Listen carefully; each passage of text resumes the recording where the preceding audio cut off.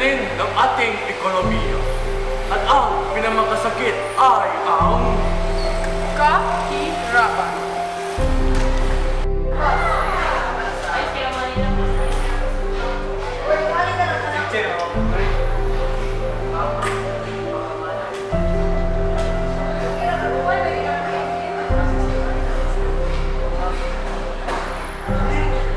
mga pulubi! Alis! Alis! Hindi kayo nakalipas dito! Alis!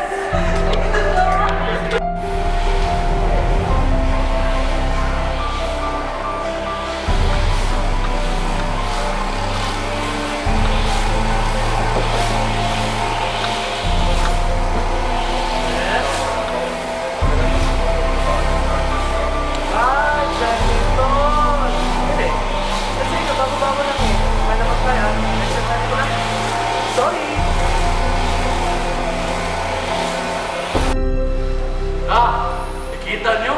Ang sakit talaga. At ang ikalawang sakit na sakit ay ang Pagtaas ng presyo ng mga bilihin.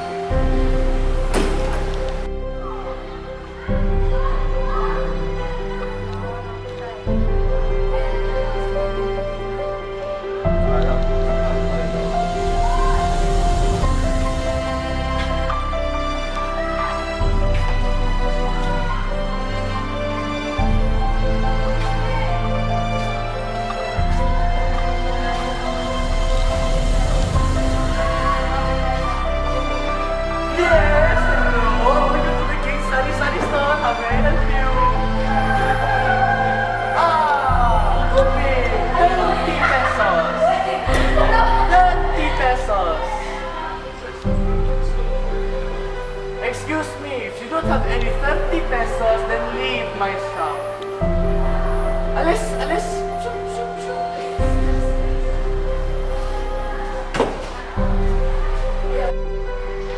Magandang umaga, bayan. Ito ang Economy Alert. And now, kita nyo sa video na yun na ang ama ay hindi nakakuha ng trabaho.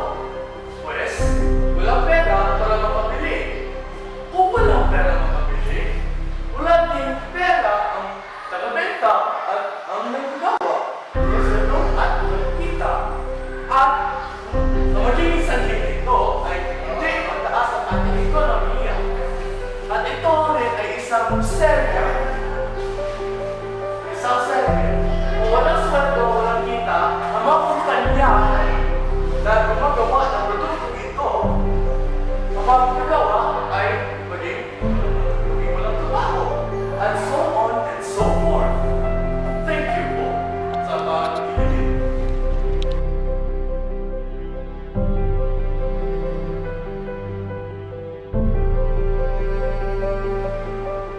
Lahat ng mga problema ay may sariling solusyon.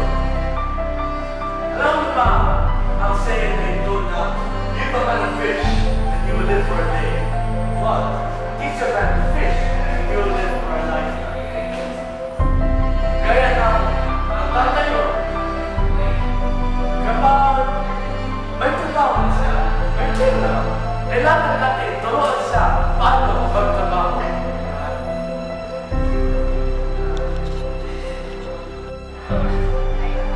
Kuya, kuya! Halika dito. Buhatin mo to. Babayaran kita.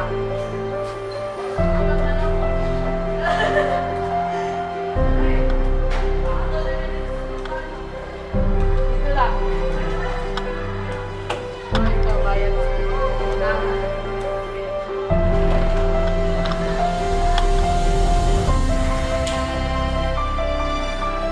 Halika. Gusto ko, ikaw, gusto ko, linisin mo lahat na ito at gusto ko ako. Yes, yes. Yes, sir!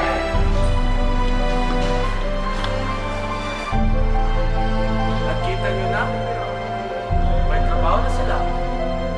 At may pera na sila. Makabali na sila. At maging masaya rin ang taga-benta. May pera, pera, pera. Pera na lumalakad sa ekonomiya natin.